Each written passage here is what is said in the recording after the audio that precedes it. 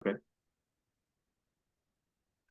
Buenas tardes, bienvenidos a esta sesión de Explorers en Español.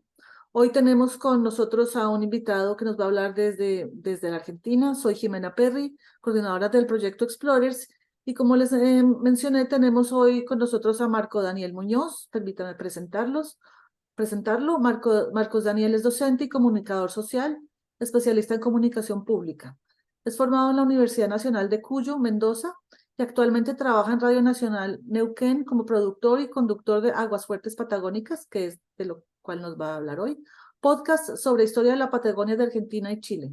Desde 2010 hasta 2018, Marcos se desempeñó como secretario de Extensión de la Facultad de Humanidades de la Universidad Nacional de Comahue, y, Bueno, exactamente. y además es columnista invitado de temas de cultura del diario Página 12. Marcos, muchas gracias por aceptar nuestra invitación y tienes la palabra. Bueno, muchísimas gracias, Jimena. Muchas gracias por la presentación y por la invitación. Y es un gusto poder compartir lo que vengo haciendo desde Radio Nacional Neuquén hace ya 2 años. Si te parece, podemos ir a la presentación. Sí, a ver. Bueno, mientras tanto voy explicando conversando con Jimena, lo que hice fue una serie de diapositivas para poder compartir los ejes centrales, esto de Aguasfuertes Patagónicas, explicar qué es.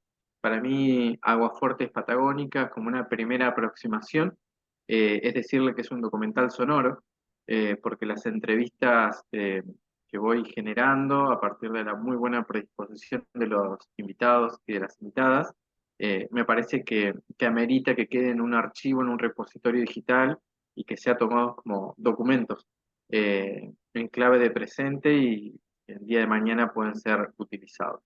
El mapa que ustedes ven, aquí una de las problemáticas que han aparecido durante las entrevistas a lo largo de estas 2 temporadas, cuando uno busca abordar de manera más como puntos de contacto entre la Patagonia argentina y la Patagonia chilena, es que no hay mapas que unifiquen estos territorios, sino que están delimitados automáticamente por la conformación del Estado-nación, es decir, por límites territoriales, políticos y administrativos. Y este mapa, de alguna manera, como he buscado muchos, y no hay un mapa que unifique la Patagonia argentina y Chile, es o la Patagonia chilena o la Patagonia argentina. Entonces, este es un primer problema que ha surgido a la hora de encontrar puntos de contacto entre la Patagonia argentina y la Patagonia chilena. Recordemos que ambos territorios tienen un gran cordón montañoso que es parte de la cordillera Los Andes. Y en este mapa ustedes pueden ver que representa a una Argentina de fines del siglo XIX o a partir de fines del siglo XIX hasta 1947, 57, 58, porque donde dice territorio nacional, que es toda la parte sur, incluye La Pampa hasta Tierra del Fuego, y sector del noreste y del noroeste en la República Argentina, es esos territorios eh, entre 1880 o 1884 a 1957-58 eran territorios que estaban fuertemente dominados aún por pueblos originarios. Bueno, no sé si hasta 1957, pero sí hasta 1930 más. Pero esos son territorios nacionales y políticamente se administraban desde Buenos Aires a través de un representante que era mencionado. Bueno, a lo que iba con este mapa es, este territorio, de Argentina como el de Chile, la Patagonia, no encontramos mapas que estén unificados, están profundamente divididos y esto me parece que es un problema al momento de tener que contar la historia de la Patagonia, tanto para Argentina como para Chile. Ahora sí, podemos pasar a la segunda filmina. Eh, bueno, aquí les cuento brevemente el programa en formato podcast, está dedicado a la exploración y a la reflexión crítica sobre lo que es la historia de Argentina y Chile. ¿Qué busco? Bueno, eh, perspectivas de análisis, alejarnos de las percepciones convencionales y destacar la diversidad y la complejidad que tiene la historia de la Patagonia. no solamente desde el punto de vista social y político, sino también la diversidad, por ejemplo, en recursos energéticos y en recursos naturales. Para eso, lo que hice fue, en, en este conversatorio de Explorer, eh, escribí unos pequeños párrafos para dar cuenta un poco más de qué se trata Aguafuertes Patagonia. Dice, contar historias es una práctica intrínseca a la humanidad, un ejercicio que involucra la selección y en ocasiones el silenciamiento de ciertos aspectos o actores. La clave aquí para contar historias es pensar, imaginar y concretar el enfoque que pretendemos ofrecer a las audiencias. A lo largo de las diversas etapas de la historia de comunidades y civilizaciones, cada una ha tejido sus narrativas de manera diversa. En este amplio y complejo proceso, Aguasfuertes Patagónicas se presenta como una propuesta que busca sumar. Su objetivo principal radica en contribuir a un mayor entendimiento de la historia de la Patagonia, abordando la narrativa desde un enfoque crítico y distanciándose de los relatos hegemónicos. La técnica empleada en este viaje de descubrimiento histórico es la entrevista individual. A través de esta modalidad se busca capturar las voces individuales, las perspectivas únicas y las experiencias personales que a menudo son eclipsadas en los relatos más amplios. En el programa se desenvuelve de manera respetuosa y coloquial, reflejando un ambiente cercano y accesible en la comunicación. La esencia entonces del programa reside en hacer que cada entrevista sea una experiencia amena y profunda. Este enfoque busca desentrañar capas más allá de la superficie, permitiendo a los oyentes sumergirse en historias auténticas que han sido moldeadas por las identidades que aparecen reflejadas en todo el espacio patagónico. Bueno, esto es una aproximación, ¿no es cierto?, a algunos de los propósitos que persiguió en Aguasfuertes Patagonia. Bueno, si te parece, Jimena, podemos pasar a la imagen que sigue. Algunas cuestiones generales de este programa. Este programa nació en el año 2022, está transitando en la actualidad su segunda etapa, se emite por Radio Nacional Neuquén una vez por semana. El programa en Neuquén se transmite los días domingos de 11 a 12 de la mañana, dura, en términos reales, el crudo del programa dura entre 45 y 50 minutos.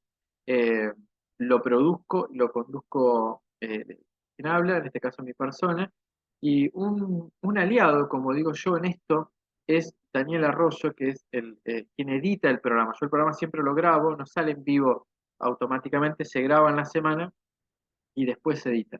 Y el aporte de él ha sido muy importante porque ha sabido musicalizar cada programa, porque escucha las entrevistas y eso la audiencia lo ha sabido captar y lo agradece.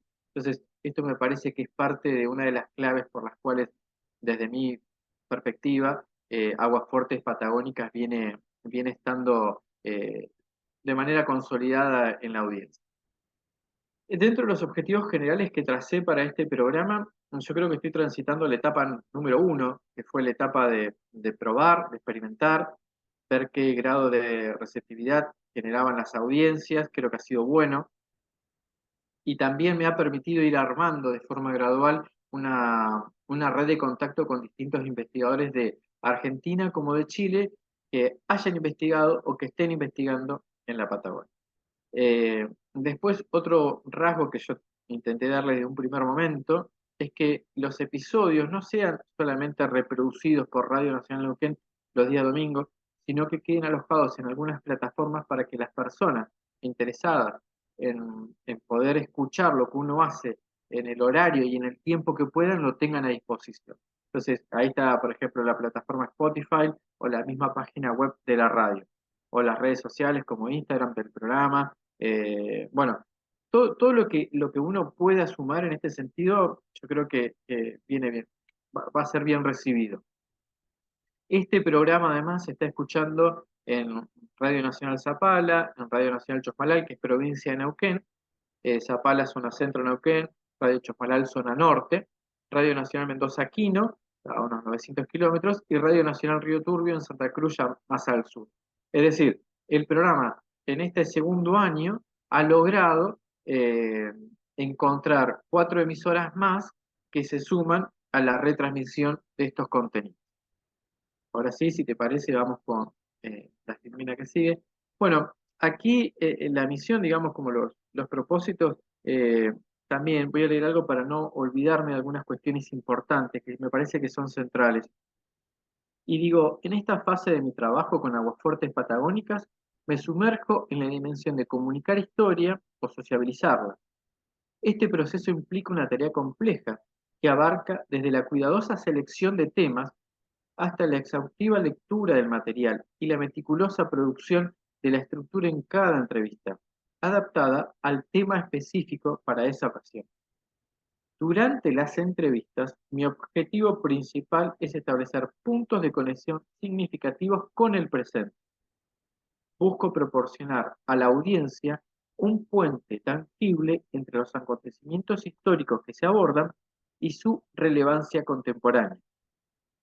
Esta estrategia no solo busca informar sobre el pasado, sino también generar una reflexión sobre cómo los eventos históricos impactan y siguen resonando en nuestro entorno actual. Cada entrevista se concibe como una oportunidad para tejer vínculos entre la historia de la Patagonia, argentina y chilena, y la experiencia cotidiana de las audiencias. En este proceso, busco transformar la narrativa histórica en un relato vivo y relevante, ofreciendo a la audiencia una comprensión más profunda y significativa de su propia historia y de cómo ésta se entrelaza con el presente. Una aclaración. Durante las entrevistas, el que habla es el entrevistado. Yo lo que trato siempre de pensar cuidadosamente es cuál es la mejor estructura para ofrecerle a ese entrevistado a partir del artículo por el cual ha sido convocado, que puede ser un artículo que escribió hace 10 años, 8 años, o un libro que ha aparecido recientemente. Esto a mí me parece importante. Digo porque no es que voy y me expongo en un monólogo, sino que el que habla es el invitado y yo lo que ofrezco son preguntas o disparadores para ir capturando, tomando fotos de manera simbólica, lo digo, sobre lo que esa persona está ofreciendo. Bueno, vamos a la próxima filmina. Bueno, en esta filmina, en esta imagen, que está en castellano y en inglés, como para tratar de captar eh, algún interesado más que no hable solamente castellano, es alguno de los ejes centrales que se repiten y que aparecen en el programa. Pueblos originarios es un eje muy importante, es parte de la identidad de la Patagonia.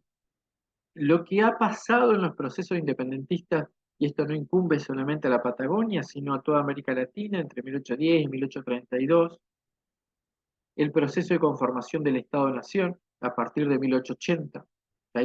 Esto va a colación de la imagen que les mostré al principio cuando aparecía el mapa con los territorios que decía Territorio Nacional de Neuquén, Territorio Nacional de Río Negro. Bueno, esa es una etapa fundacional para lo que es la Argentina moderna.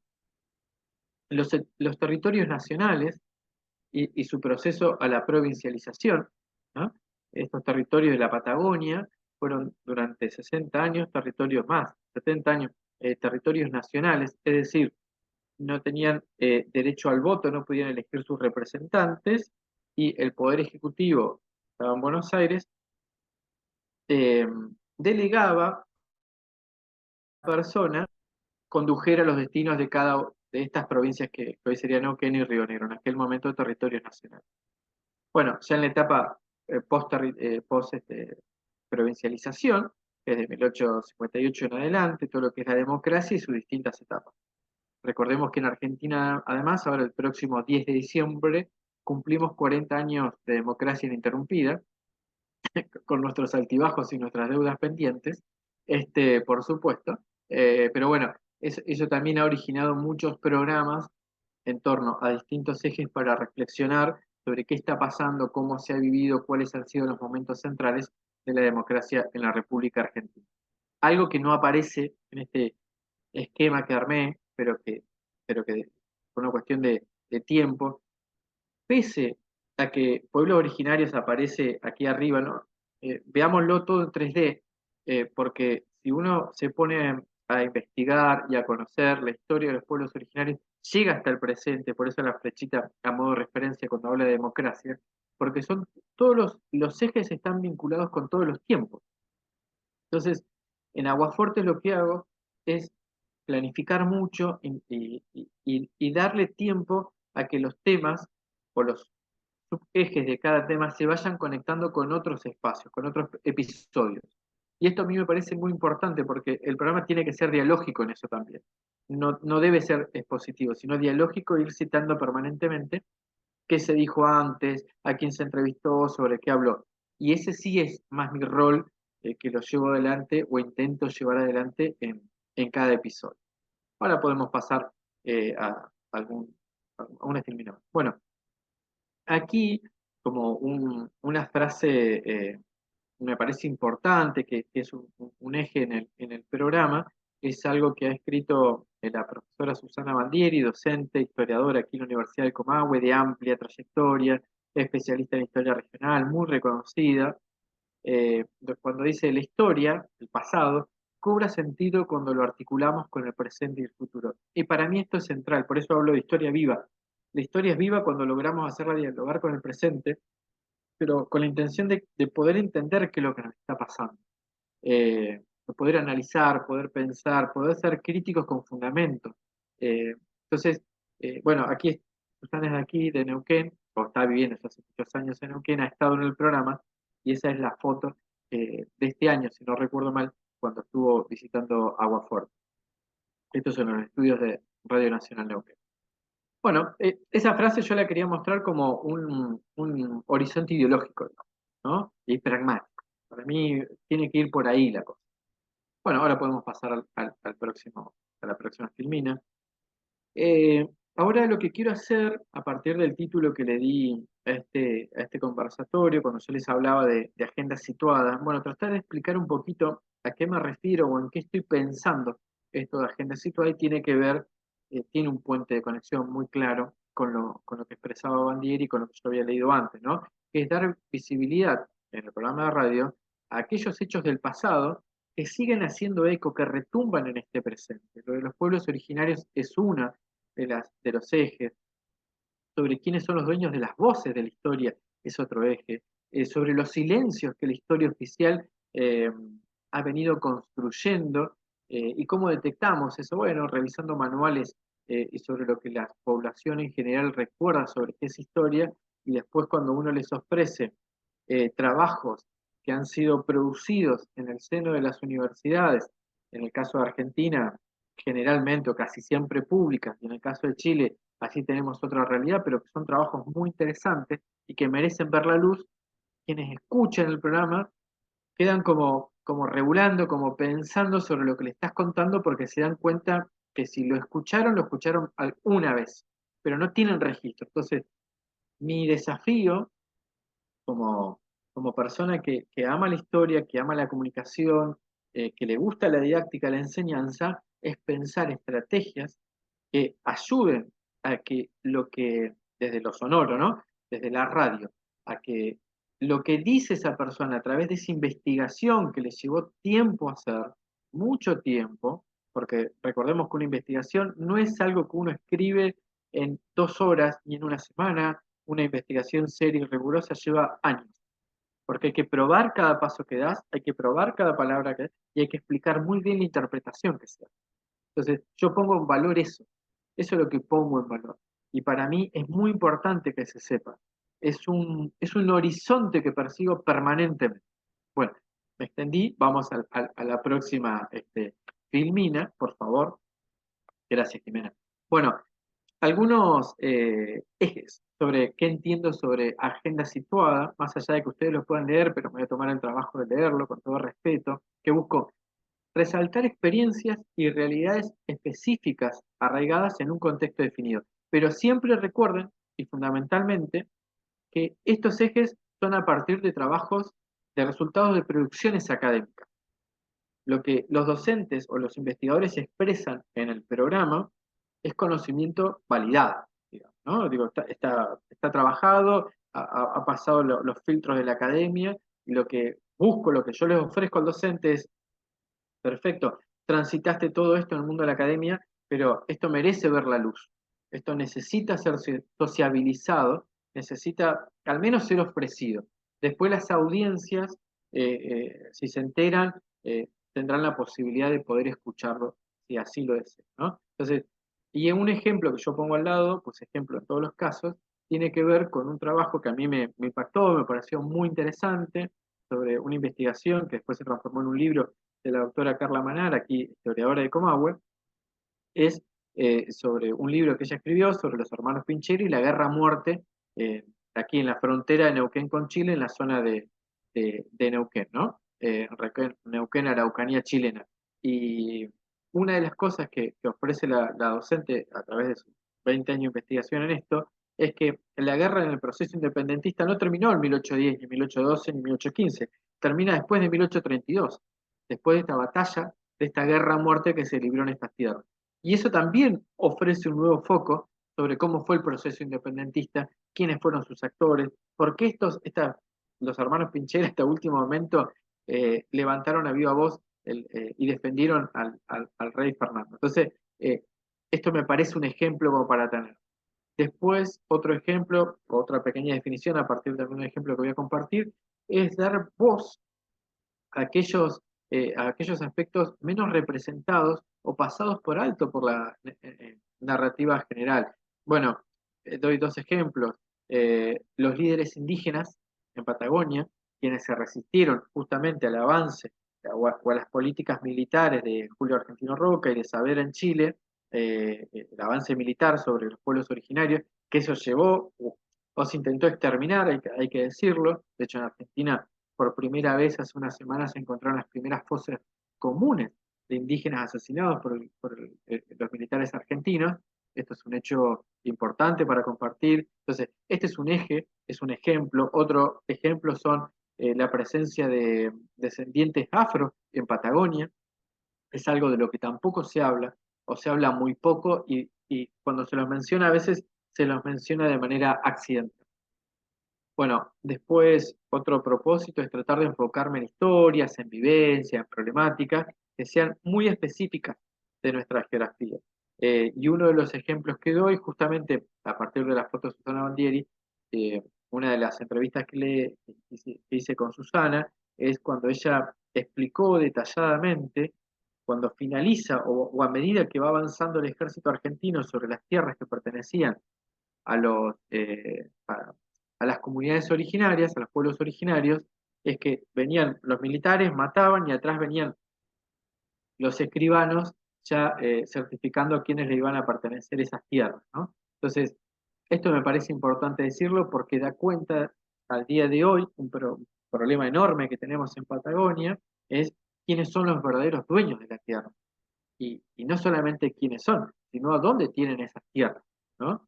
Y cómo el Estado argentino, más de 100 años, no ha trabajado en pensar en políticas más inclusivas sobre el destino de esas tierras. Entonces, este me parece un tema central y que hay que seguir abordando. Después, en otro aspecto, explorar temas vitales que han sido para el espacio patagónico muy importantes. Por ejemplo, el impacto a partir de la aparición de las políticas neoliberales, esto es a principios de los 90 en nuestro país, y sus efectos en el presente. En la ciudad de Neuquén, por ejemplo, uno de los grandes efectos del presente es la enorme concentración de grupos poblacionales en pocos metros cuadrados, cuando hay otros que tienen zonas muy exclusivas de la ciudad de Neuquén. Después, cómo impactó o cómo se llevó adelante la dictadura cívico-militar eclesiástica en Neuquén o en Patagonia, el efecto de la guerra de Malvinas, sobre todo para la población de de la provincia de Santa Cruz, como de Tierra del Fuego, en dos provincias sumamente afectadas, no solamente porque las Islas Malvinas las tienen a 600 kilómetros, ahí nomás, sino porque al lado tienen, en el caso de Ushuaia, a, a poblaciones chilenas, y recordemos que en aquel conflicto eh, el gobierno dictatorial de Augusto Pinochet acompañó y suministró un montón de elementos al gobierno británico. Entonces, así las relaciones quedaron un poco marcadas por ese conflicto, por esa guerra. Entonces, esto hay que abordarlo, hay que trabajarlo y explicar. Bueno, después el caso de Neuquén, el catolicismo renovador a partir de la figura de Jaime de Nevares y su aporte, ¿no? Lo que significó Jaime de Nevares para esta comunidad católico, a la formación de grupos que después van a ocupar espacios en el retorno de la democracia. Todo esto, acá lo subrayé, no me puedo olvidar, todo lo que estoy hablando de Aguafuertes, que es un programa radio con formato de podcast, hay que incluirlo en un escenario hipermediatizado, hipercargado de información y de canales de información. Entonces, esto hace, me parece, que las audiencias por momentos estén muy saturadas o sumamente saturadas de estímulos que parecen que son información, son, digo, hay de todo, pero que cueste ver el trigo de la paja, como decimos aquí, ¿no? Podríamos pasar al otro ejemplo.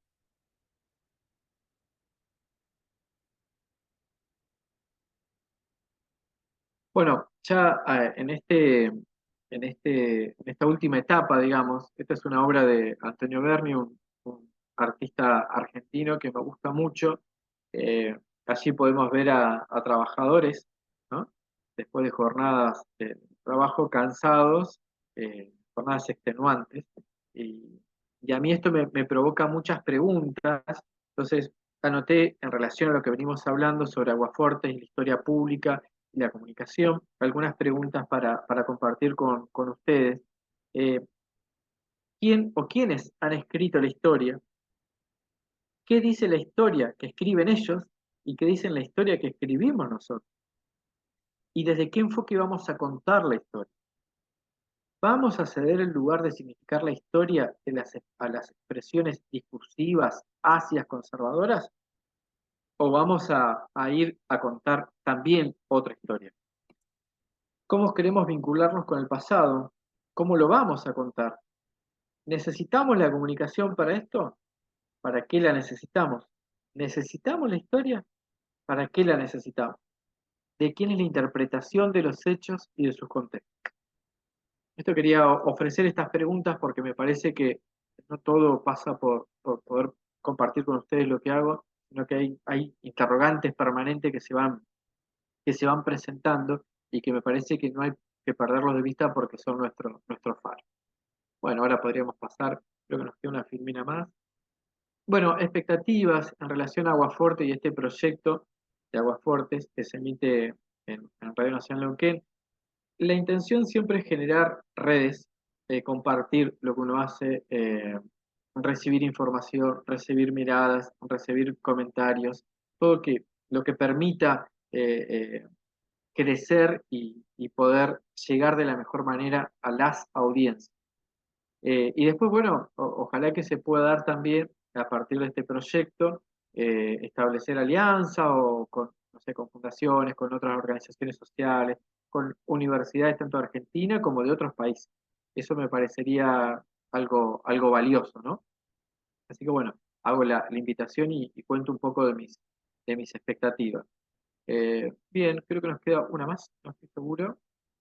Claro, bueno, ahora aquí en Aguaforte es documental sonoro. Eh, los invito a que nos busquen en Spotify o en Instagram, que le pongan un like, que lo compartan, que escuchen y que nos hagan llegar sus comentarios, sus aportes, porque la idea es, como digo, retroalimentarnos y crecer juntos. Eh, y por supuesto que espero que lo que he podido compartir con ustedes les haya parecido interesante y estoy a disposición.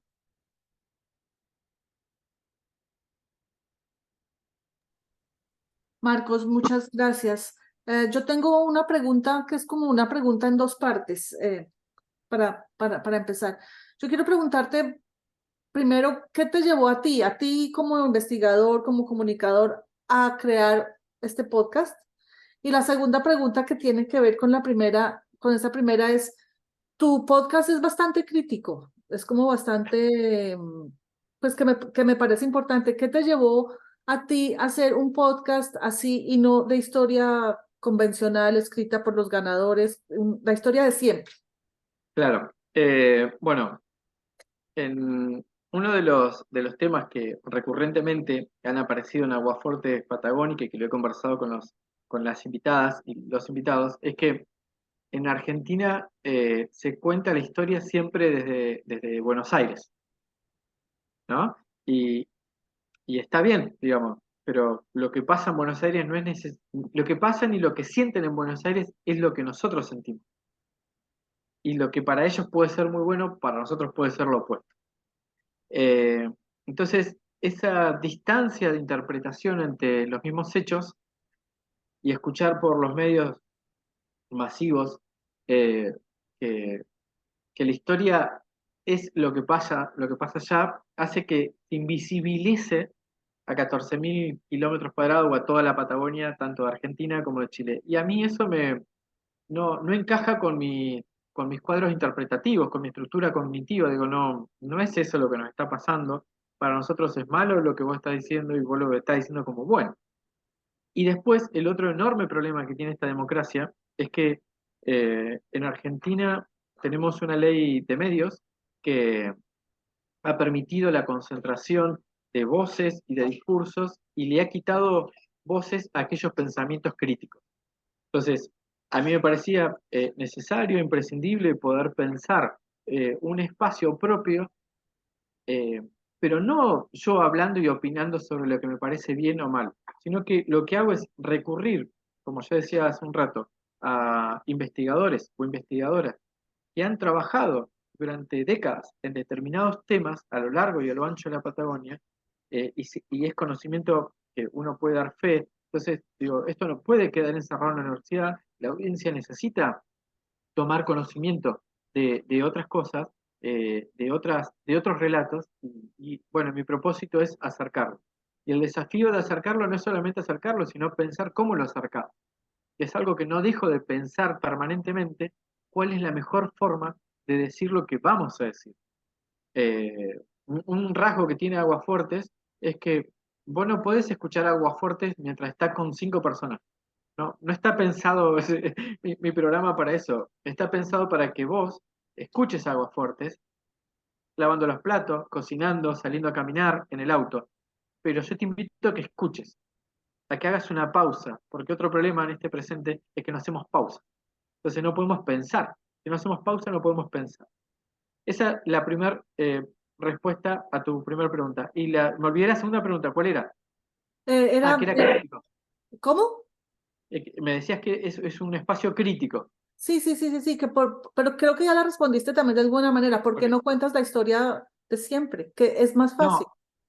No, claro, a mí me parece que el gran secreto ahí, que es un secreto que está a la vista y eso es lo llamativo, es que hay un solo relato que predomina sobre las historias, sobre la historia argentina. Pero en realidad, cuando uno se pone a hurgar, yo vivo en Neuquén Capital, que está al este de la provincia. Estamos a 500 kilómetros de la cordillera de los Andes. A mí me queda más cerca ir a Temuco, a Chile, me queda mucho más cerca que ir a Buenos Aires. A Buenos Aires tengo 1.200, pero irme a Chile tengo 600. Y a lo largo de la historia, la comunidad o los pueblos originarios que están en zonas de frontera siempre tuvieron una convivencia muy fuerte, desde intercambios familiares, intercambios comerciales, intercambios políticos entre los propios líderes. Lo que pasa es que después, al conformarse el Estado-Nación, el punto de epicentro para Chile obligatoriamente se traslada a Santiago y para nosotros se nos traslada a Buenos Aires. Pero el problema de eso es que hay toda una imposición de una serie de lógicas que en realidad no responden a la identidad de esta zona. Entonces, mostrar desde Aguafortes un programa de radio que no es zona de frontera, pero que estoy cerca de la frontera, hace que el punto de vista se modifique y por lo tanto se modifican las sensaciones, se modifican las emociones y se enriquece el entendimiento. Marcos, otra pregunta que te quiero hacer es con respecto a la gente que tú entrevistas, ¿cómo los escoges? Y no has pensado, por ejemplo, en que no sean solamente profesores o académicos, sino, por ejemplo, artistas, Sí. activistas. Bueno, está muy bien la pregunta. Mira, Al haber trabajado 8 años en la universidad, me permitió conocer a mucha gente y siempre los tengo siempre los voy siguiendo, a ver qué hacen, qué publican. Eh, no, obviamente, no tengo esto no es el gran hermano, digamos que tengo una mirada global y precisa, pero tengo un registro. Y entonces más o menos conozco lo que hace cada uno. Muchos me conocen y cuando sé que hay algún tema que cada uno desarrolla los contactos, si no les pregunto a alguno de los referentes, mira, me interesaría hablar de esto, ¿quién puede ser? Entonces, a partir de esta técnica de la bola de nieve, voy llegando y voy conociendo gente, que eso además es hermoso, la verdad que así he conocido gente sobre todo de Santa Cruz, de Tierra del Fuego, que me han hablado del impacto de la guerra de Malvinas en aquellas provincias. Nada, me ha parecido fascinante. O sea, es una forma también distinta de conocer la Patagonia. Después, otra cuestión importante tiene que ver con esto que vos me decías de los artistas, de los activistas. Sí, los tengo y lo tengo pensado sobre todo para la tercera temporada. Lo que pasa es que en esta primera y segunda temporada lo que busqué es consolidar el espacio. Necesito consolidar eso que para Radio Nacional sea significativo. Para mí lo es. O sea, es el programa que me define. Pero por una cuestión de tiempo y de estructura, pensá que estoy solo en esto. Yo produzco, yo leo, yo preparo la estructura, yo hago la entrevista, ¿no? Y Daniel Arroyo es quien edita el programa, pero después todo el proceso es mío. La búsqueda, la lectura que lleva mucho tiempo, el armado de la estructura de la entrevista es muy importante, porque para mí el gran desafío, Jimena, siempre es ¿qué pregunto? ¿Cómo lo pregunto? Preguntar para mí es sagrado, y saber preguntar es mucho más sagrado. Entonces, y obviamente no siempre logro trasladar la pregunta que deseo. Eso es un esfuerzo intelectual gigante, ¿no? Pero bueno, ahí está el desafío. Sí, sí, yo por eso le decía al principio, es cierto que la mayoría de los entrevistados son docentes universitarios. He logrado involucrar a 2 o 3 actores que no son de la universidad, pero porque me enteré, me pareció interesante y los metí, ¿no? Digo, pero eso también lleva tiempo encontrar a las personas indicadas, ¿no? No quiero que sea un espacio donde se relativice todo o se banalice. No me interesa, creo que eso sobra. Yo lo que quiero es ofrecer otra cosa. Entiendo, además, no sabía que el proyecto fuera tan joven. Entonces, sí, claro, requiere tiempo, porque desde 2022 dijiste, ¿no? Claro, el proyecto Aguafuerte es joven. Mi experiencia en hacer entrevistas a docentes universitarios o a gente de la academia, la verdad que remonta a mi etapa universitaria como estudiante. Siempre lo hice, siempre me gustó, porque siempre vi que nadie le daba valor a eso y para mí es un desperdicio. O sea, allí hay información y bueno, es muy ambicioso lo que voy a decir, pero yo creo que hay que salir a discutir y a disputar la agenda de los grandes medios en América Latina porque nos están haciendo muy mal el discurso negacionista, el discurso homofóbico, el discurso negacionista,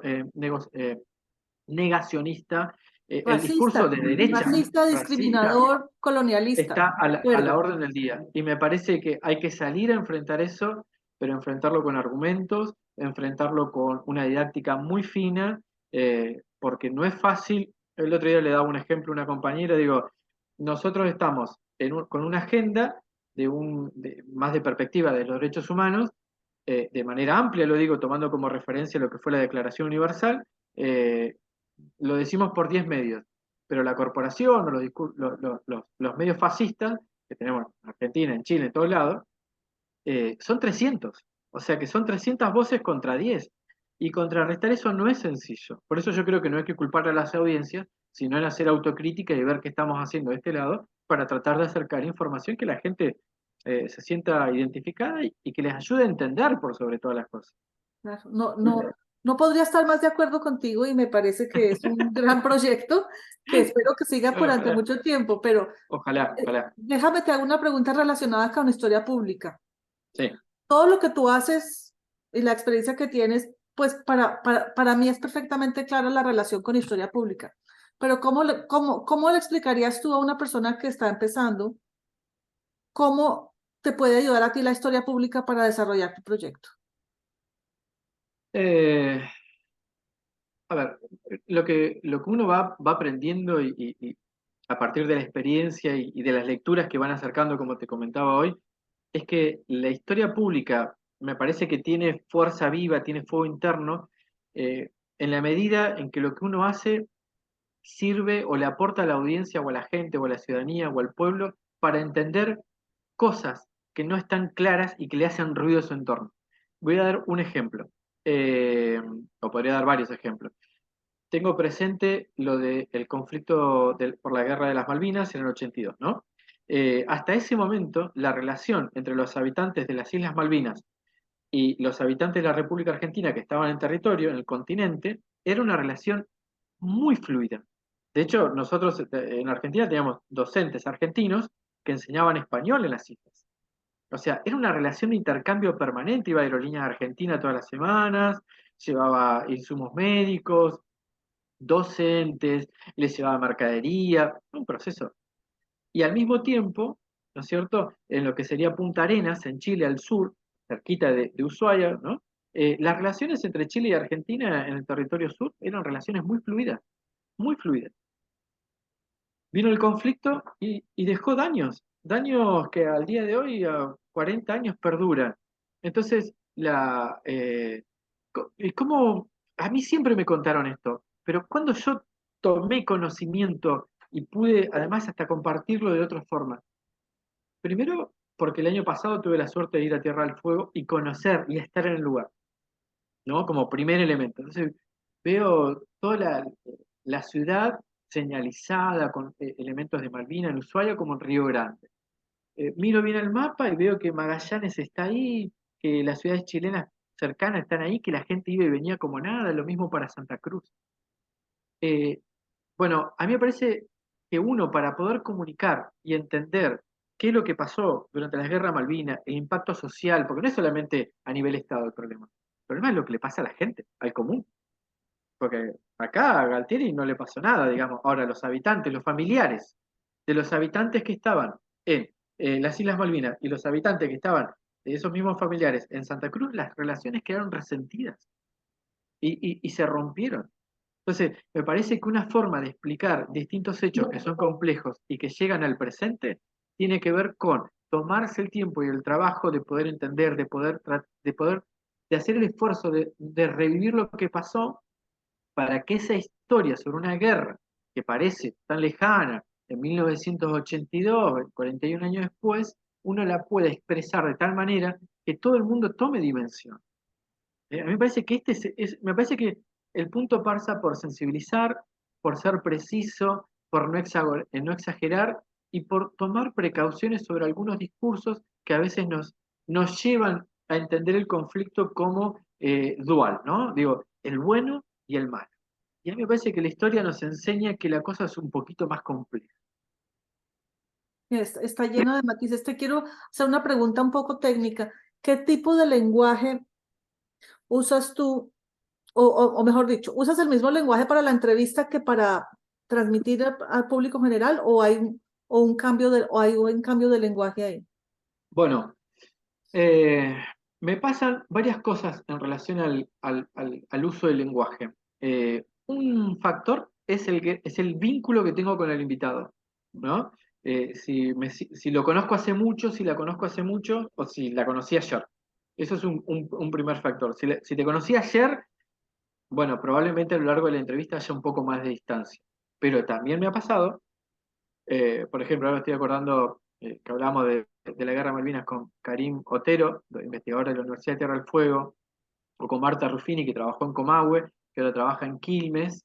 Yo a Marta no la conocía, a Karim tampoco, pero hay veces que con los entrevistados, cuando no los conoces, te da algo y fluye muy bien la entrevista. Entonces, es como que arrancás un poco acartonado y a medida que van pasando los minutos, es un ida y vuelta, es hablar con alguien de manera seria y respetuosa, pero no utilizando un lenguaje súper formal, ¿me entendés? O sea, yo creo que hay que ser respetuoso, pero no acartonado.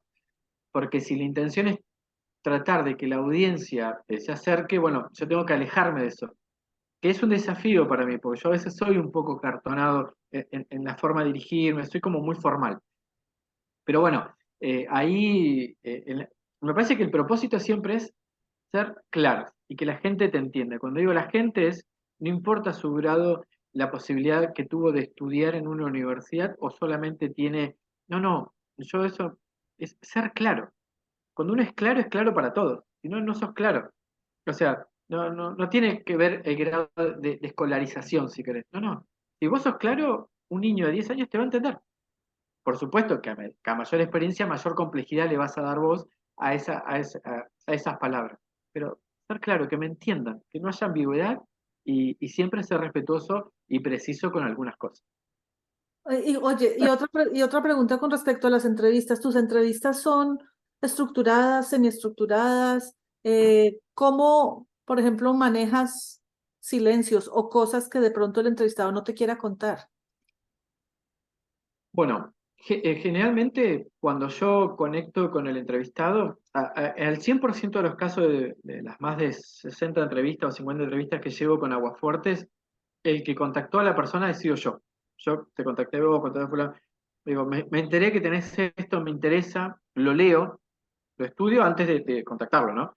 Entonces le digo, bueno, ¿por qué me interesa contactarlo? Todos me dicen que sí, son gente muy amable, hay que decirlo, eso me parece, me facilita la vida, digamos. O sea, en un solo contacto me dicen sí, está todo bien.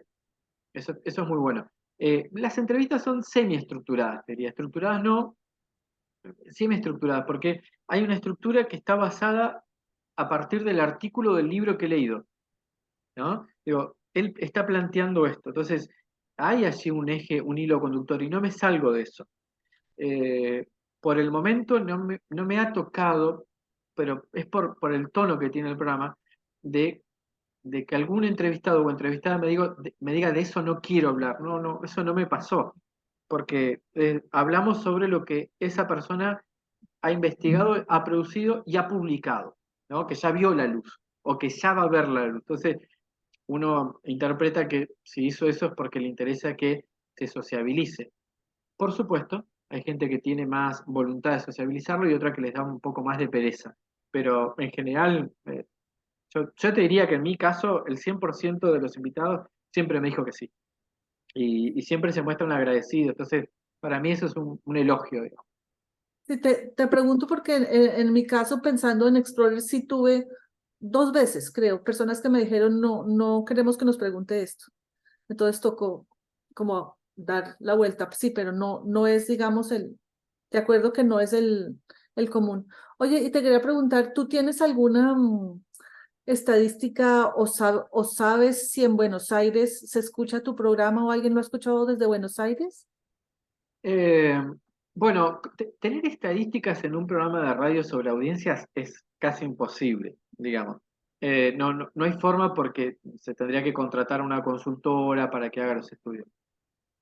El único dato que te puedo dar, que es lo que registra Spotify y que es sumamente relativo y no sé si sesgado, pero es sumamente relativo, es que el programa tiene un 80% de audiencias de Argentina, porque no te dice la zona, es Argentina, y después sigue Chile y bueno, Colombia, Brasil, eh, eh, Perú, algunos países de Europa, pero básicamente la audiencia se concentra en Argentina. No tengo estadísticas si se concentran en Buenos Aires o no. Yo creo que por eso hoy hablaba de etapas, ¿no? Aguafuerte está en la etapa uno ahora, y para mí tiene al menos 7, 8 etapas que transitar.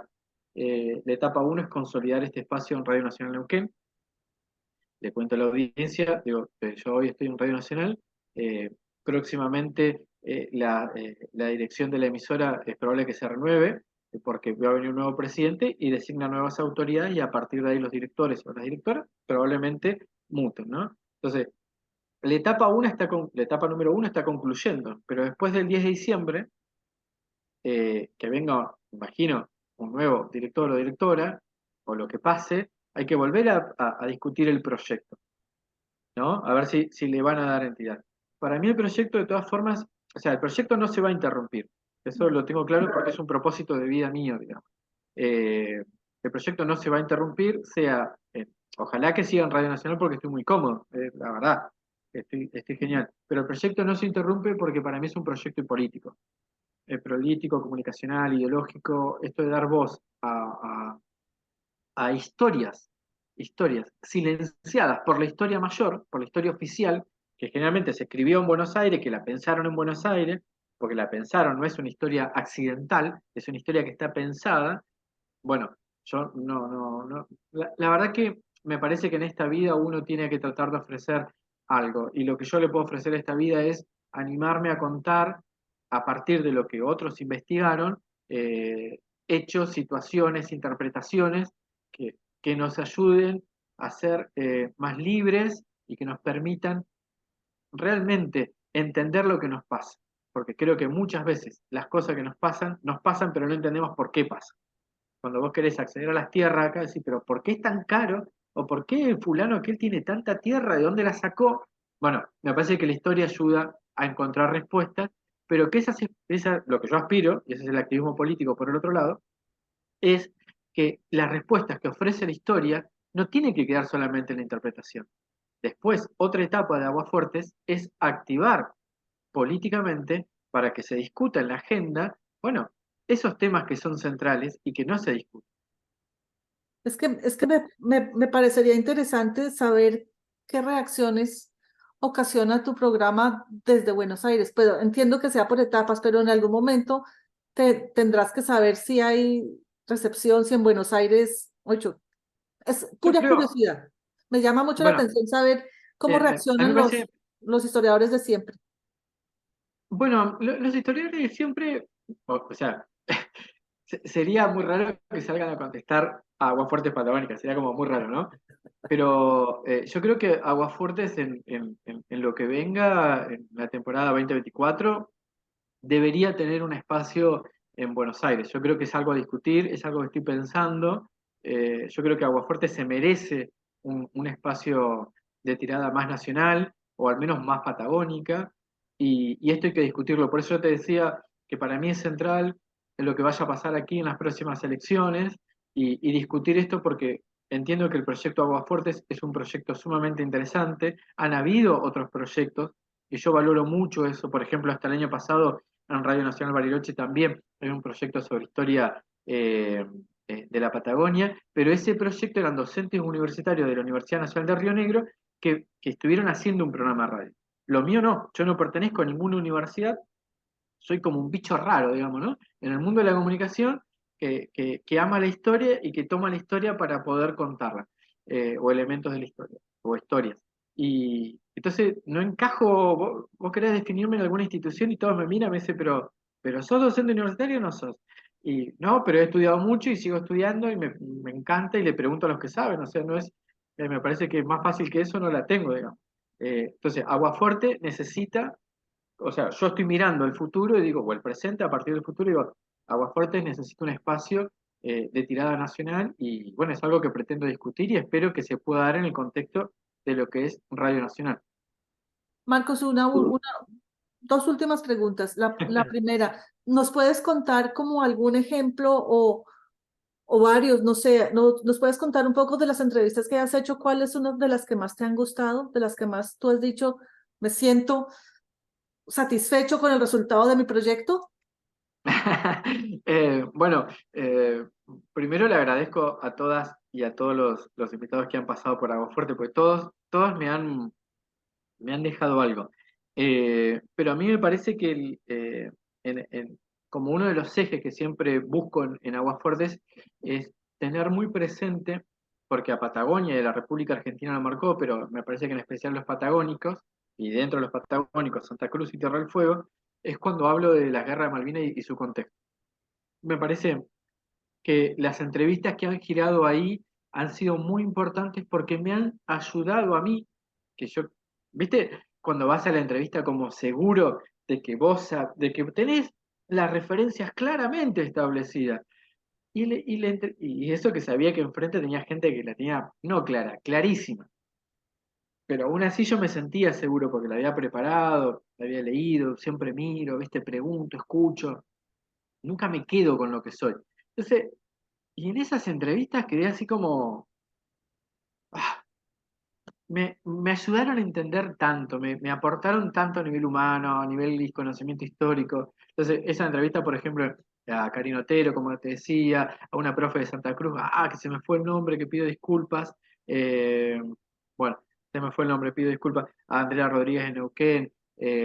Digo, ese ciclo de entrevistas que fueron, cada una es individual, pero que se fueron dando a lo largo de este año, fueron entrevistas que en lo personal me dieron algo distinto.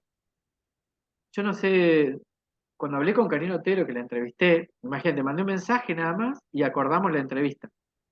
Yo nunca había hablado con ella. Y, y esa entrevista fluyó, con Marta Ruffini me pasó lo mismo.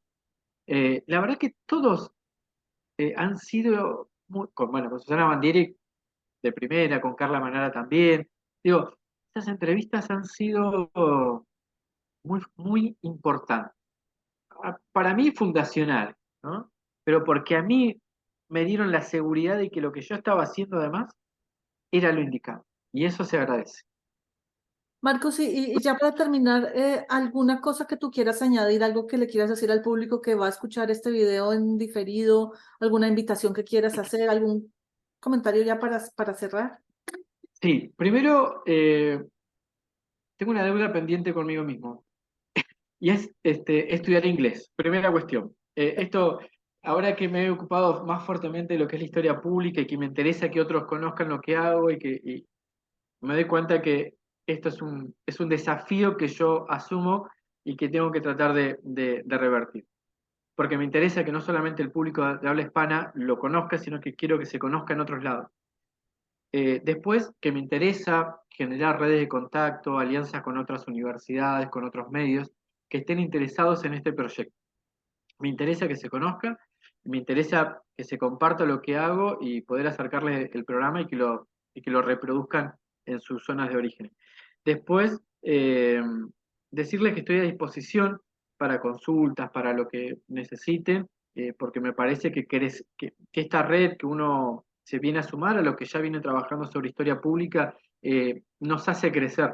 Y en la medida que nos hace crecer, nos permite poder enriquecer nuestras miradas, nuestras interpretaciones y salirnos de estos lugares comunes o zonas de confort que a veces sin querer habitamos y que nos limitan un poco. Yo creo que estamos llenos de potencialidades. Entonces, aprovechar eso siempre es un desafío. Cuarto y último, agradecerte a vos, Jimena, por el proyecto Explorer y a quienes estén mirando por tomarse el tiempo de escuchar y de ser parte de esto que me parece que es fantástico. Muchas gracias, Marcos. Y antes de cerrar, quiero invitar a quienes nos estén oyendo y a ti también a los últimos dos eventos Explorers del año que van a ser uno el 6 de diciembre, que va a ser sobre historia pública y deportes, y uno el 11 de diciembre, que va a ser sobre historia pública y danza y teatro. Van a ser en inglés, pero igual haré los anuncios pronto para que nos acompañen. Muchas gracias.